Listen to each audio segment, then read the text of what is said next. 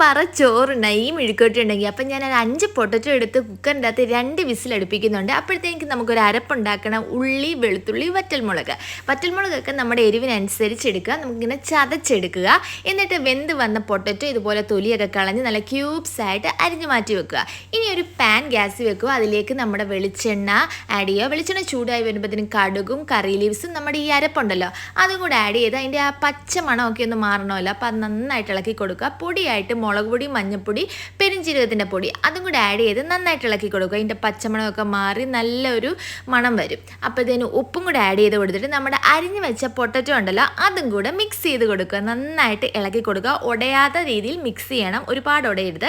എന്നിട്ട് ആവശ്യം പോലെ നമുക്ക് ഫ്രൈ ചെയ്തെടുക്കാം. എത്ര വേണമെങ്കിലും നിങ്ങൾക്ക് ഇഷ്ടം അനുസരിച്ച് എടുക്കാം കേട്ടോ. നല്ല സൂപ്പർ ടേസ്റ്റ് ആയിരുന്നു. ഞാൻ ഈ ചോറും മുട്ട പൊരിച്ചതും മോരും ഒക്കെ കൂട്ടി നല്ല സെറ്റായിട്ട് കഴിച്ചു. ഭയങ്കര ടേസ്റ്റിയാണ്. മസ്റ്റ്